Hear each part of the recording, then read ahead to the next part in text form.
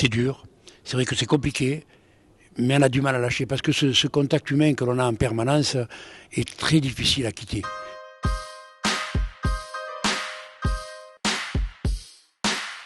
Pour ce nouveau mandat, vous allez faire votre anniversaire des 30 ans. Qu'est-ce que vous avez prévu pour les Alésiens après toutes ces années de mandat et toutes les réalisations que vous avez faites sur Alès? Alors qu'est-ce que j'ai prévu? Alors vous avez vu le slogan, c'est un temps d'avance. J'ai souhaité que là aussi on l'ait ce temps d'avance. 30 ans passés dans une ville à construire, à reconstruire, à restructurer, avec de la co-construction, etc., tout ce qui peut se faire, j'ai pas souhaité que mon équipe se déchire à la fin. C'est pour ça que j'ai souhaité réunir mes conseillers en leur demandant de mettre au point, sur les 6 ans et les 10 ans et 12 ans à venir, une continuité. Ils ont été d'accord, et c'est là où j'ai choisi Christophe Rivenc, évidemment, pour me succéder aujourd'hui. Peut-être que dans 6 ans, il sera autrement, mais aujourd'hui, vraiment, qui a été accepté, mais d'une manière honnête. Je veux dire, quelque part, c'est pas le... alors c'est pour ça que je vous dis, il n'y a pas de grand changement dans mon équipe. Parce que ce sont des gens qui viennent, qui sont là par amitié, qui sont là par compétence, et qu'on se connaît depuis longtemps.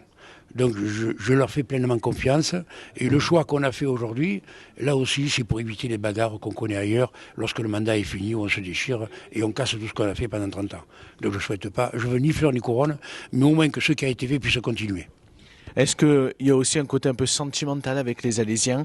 Parce que quand on a été autant dans la réussite sur plusieurs mandats, est-ce que c'est difficile de se dire qu'on est plus proche de la fin que du début et qu'on a envie encore de goûter encore les quelques années au contact des habitants et du territoire? C'est très très compliqué. Très compliqué et je vais apporter la preuve pour mes 20 collègues qui ne se représentent pas cette année dans le cadre de l'agglo. Je les ai vus pleurer comme des gamins. C'est dur, c'est vrai que c'est compliqué.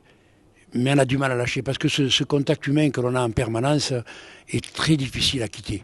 Très difficile à quitter, retourner après dans la solitude en quelque sorte, quoi. Même si on a un foyer, se retrouver dans une solitude après relative, ça change beaucoup la vie. Et comme mon tempérament, moi, est de vivre au milieu du monde, et un peu de mes chèvres, mais surtout du monde, je voyais difficilement m'arrêter comme ça. Donc c'est pour ça que je souhaite continuer, partager le pouvoir avec Christophe, et puis on verra ce qui se passera dans les 6 ans, quoi. C'est quoi dont vous êtes le plus fier aujourd'hui, depuis que vous êtes à la tête de la ville? Moi, je suis fier des Alésiens qui m'ont fait confiance.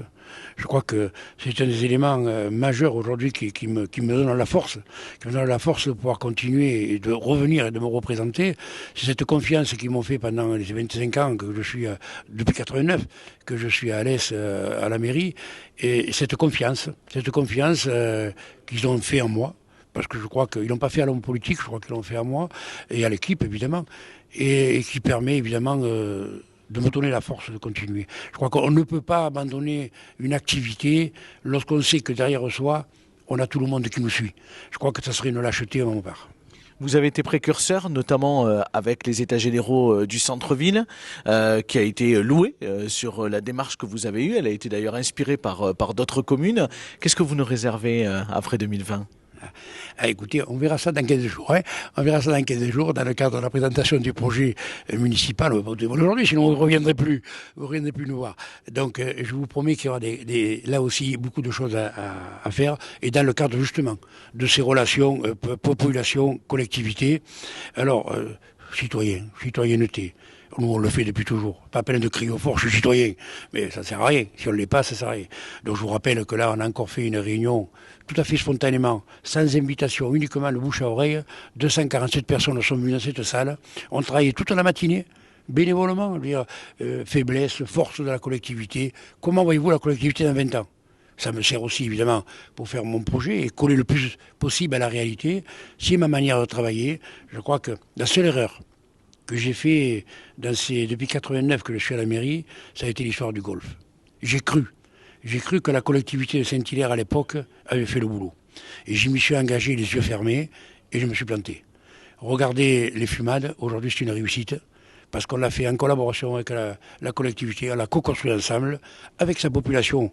Mais la maire s'en est occupée, le maire, M. Brun, s'en est occupé, son successeur s'en est occupé, et ça marche. Je crois qu'aujourd'hui, c'est comme ça. C'est-à-dire, on ne peut plus rien imposer. Et on le voit bien partout, l'aérodrome de Nantes, etc. Alors que ce sont des choses économiques qui sont indispensables, mais si on ne le présente pas, si on ne le fait pas d'avant, si on ne le fait pas discuter, si on n'a pas l'aval, ça ne marche pas. Donc je crois que ça fera partie de ce nouveau mandat, une co-construction permanente sur ce territoire.